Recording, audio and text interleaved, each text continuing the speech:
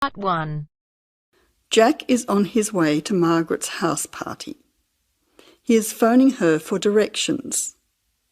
First, you will have some time to look at questions 1 to 5.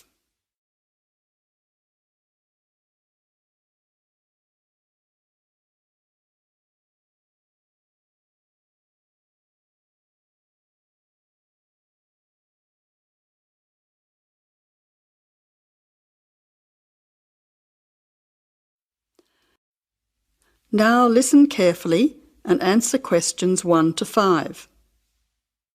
Jack has got lost on his way to Margaret's party. He is phoning her for directions.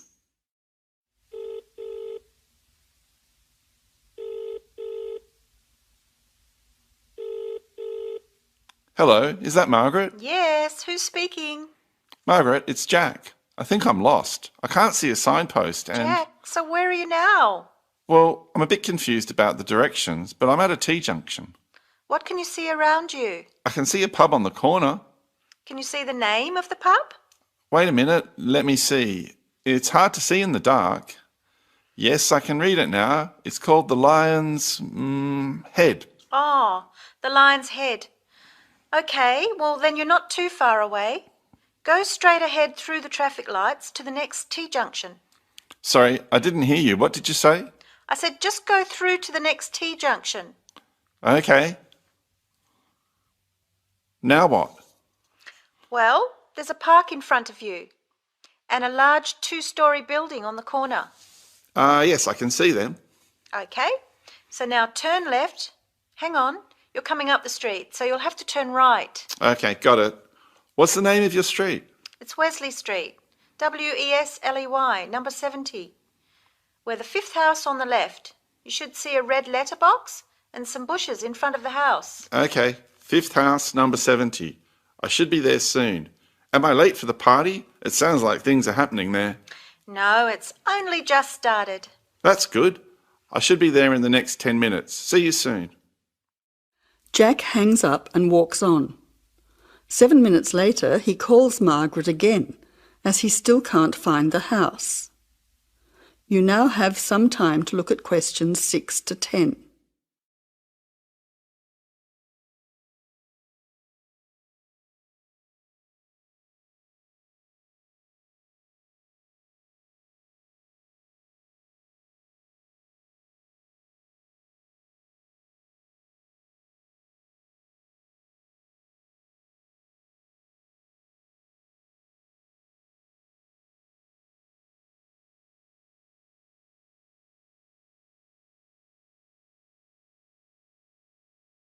As you listen, answer questions 6 to 10.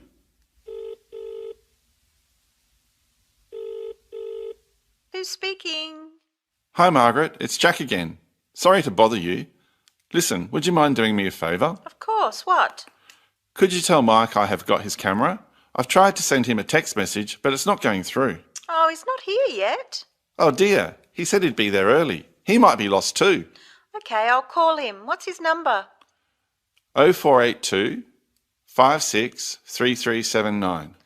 Oh, so that's 0485. No, 0482 56 3379. Okay, I'll call him right away. But where are you now? Well, I'm in your street, but I still can't find your house. I can't see the numbers very clearly, or a red letterbox. It's pretty dark. I thought you said it was easy to find. Oh, okay, wait there. I'll come outside and get you. All right then, and don't worry about calling Mike. I'll try to call him now. Hang on, there's someone coming down the street. It looks like Mike. Oh, and I can see the letterbox now. It was hidden behind a bush. See you soon.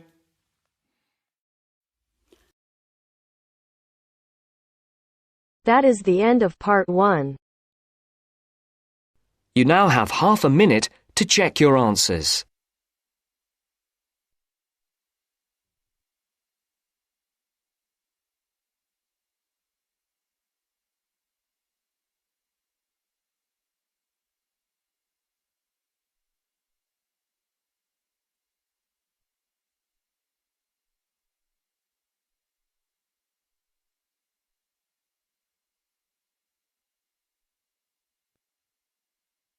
Now turns to Part 2. Part 2. You will hear a tour guide talking to her tour group. First, you will have time to look at questions 11 to 15.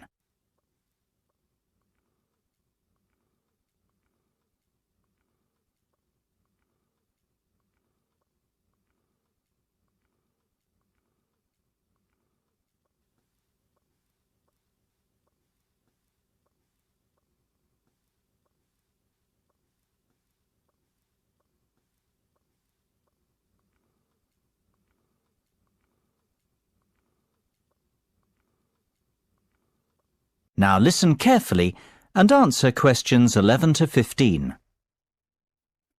Well, we certainly have a busy day ahead of us, so let's get started, shall we? You'll find a map of the museum with the itinerary I've just handed out. The museum's our first port of call, so let's have a look at the map now. The door on the right of the entrance hall leads into the gift shop and ticket centre.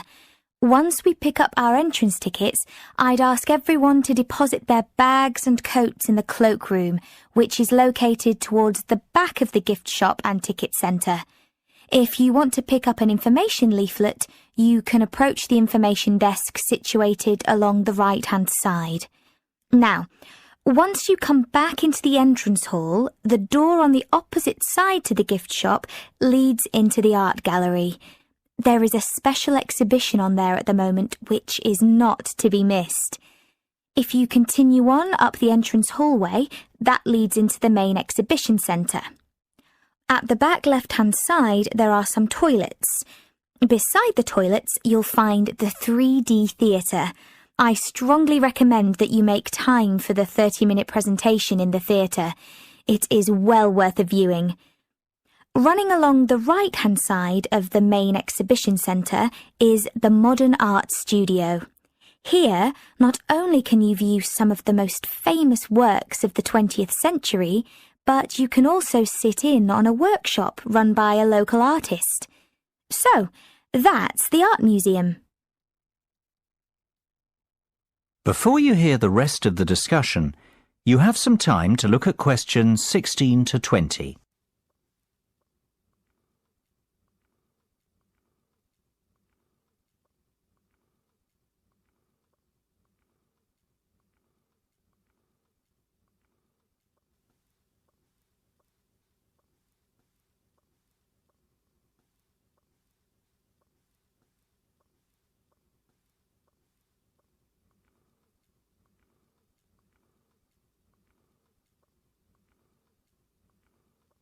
Now listen and answer questions 16 to 20. Next on the itinerary is the aquarium. Depending on how long we spend at the museum, we might have to give this one a miss. It's not what I'd call a highlight of the day, but it would be a shame if we didn't get to see it, as it's en route to the Solheim Country Club, where we're booked in for lunch at 1 o'clock. Originally, we had planned to stop off at the Milltown Winery afterwards, but we've had to scrap that plan. Otherwise, we'd never get to the Zoological Gardens before closing time. We have pre-booked the gardens and must be there by 2:30, so no dilly-dallying please after lunch. Straight back onto the bus. The gardens close at 3:30, so we've an hour there, which should give us ample time to look around. Time allowing, we'll stop off at the famous Stout Brewery after that, if traffic isn't too heavy, and we're in Lincoln before 5. If not, we'll head straight for the National Concert Hall, where you're in for a real treat of an evening, with a performance from the world-renowned cellist, Andrei Borovsky. We have to be in our seats by 6:30 sharp. After that, it's back to the hotel for the night, where a buffet meal will be waiting for us at 8:30, or whenever we get back. That is the end of Part 2. You now have half a minute to check your answers.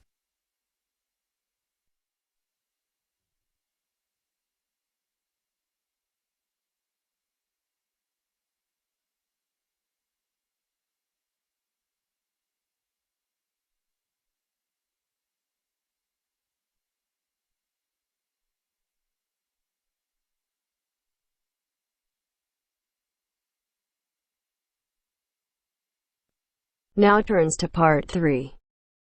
Part 3. Maria is a student at university.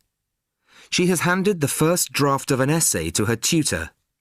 The tutor has read it, and now they are discussing ways the essay can be improved.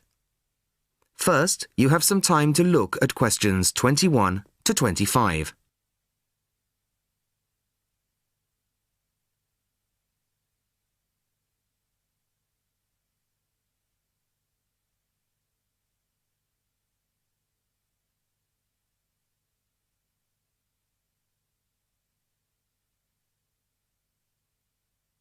Listen carefully to the first part of the conversation and answer questions 21 to 25.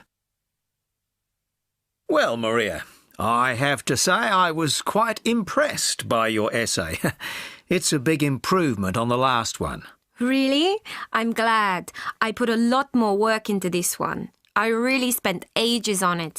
And it shows. You've addressed most of the problems I pointed out last time. In particular, the style and language are much more appropriate for an academic essay. So that aspect is okay? Absolutely. If you carry on like this, you shouldn't have any significant problems in that department. That's a relief. I've been quite worried about that, although I've been reading a lot of other essays to try to get the right style. Well, I'd say you've been successful. There are just one or two minor things you could look at. Your punctuation's quite basic. It's really just full stops and commas. And parentheses. Brackets? Yes, brackets if you prefer. In academic writing, these are best used only occasionally, if at all. You use them rather too often. Okay, I see. And I'm sorry to mention it, but your spelling. I know. But I'm working on a foreign computer. The spell checker doesn't work for English. Are you sure? Have you tried changing the setting to English? No, I haven't. Well, I should see if that's possible. I haven't marked you down this time, but, well, some of my colleagues are a bit old-fashioned about spelling. I'd try to get that sorted out if I were you. Okay, I understand. I'll try to change the setting. Before you hear the rest of the conversation, you have some time to look at questions 26 to 30.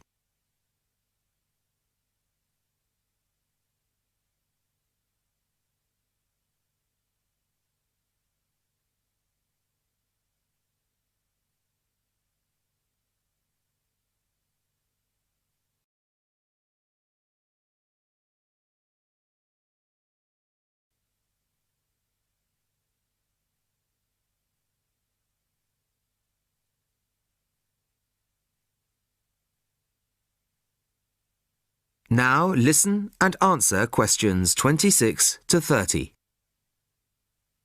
The only major problem I have with the content of your essay is the introduction. The introduction should, well, introduce the theme of the essay. You've put some of the most important points there. For example, this bit. The statistics about the growth of railways in the 1850s. That really should go in the main body of the essay. And so should this paragraph about changes in patterns of employment. In general, I'd say your introductory section should be no more than half as long as it is at the moment. Okay. And I should move those points forward? Precisely. And going back to the railways, they're one of the most significant factors for change in this period. But apart from those statistics in the introduction, you only briefly mention them. I'd like to see a lot more on that, and the influence the expansion of the railways had on patterns of social and economic behaviour. You mean how with the railways people could travel to find work and could meet people from other areas? Exactly. Then in the midsection, well, it's not a big thing, but this quotation from the Times. You think it's too long? Well, you said it. I couldn't think of a way to shorten it. Do you think it's really necessary? You mean I could just get rid of it? Yes. You've already made the point and backed it up with other evidence. The quotation's redundant, really. OK, well, that'll be easy. There were various other minor points, which I've noted in the margins. You can look at those later. But moving forward to the end here, I wasn't quite sure what this meant. The final paragraph? Yes. Are you saying that, on the whole, the changes of the mid-19th century tended to improve the lives of ordinary people or not? It's not very clear. It's not? No, it isn't. I'd add a few lines clarifying your position. OK. When do you want the final draft? No, the end of term will be fine. But there was just one other thing, the bibliography. Did you really read all these books? No. Just the books you actually consulted will be fine. You don't need to include everything ever published on the subject. Right, OK. Thanks. Bye. Goodbye.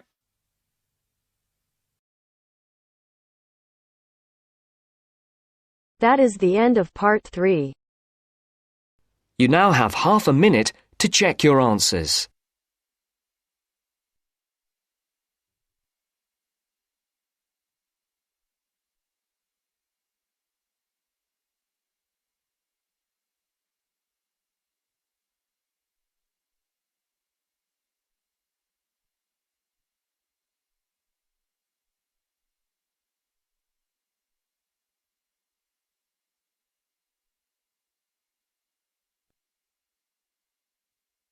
Now turns to part 4. Part 4. In this section, you'll hear an interview on IQ tests. First, you have some time to look at questions 31 to 40.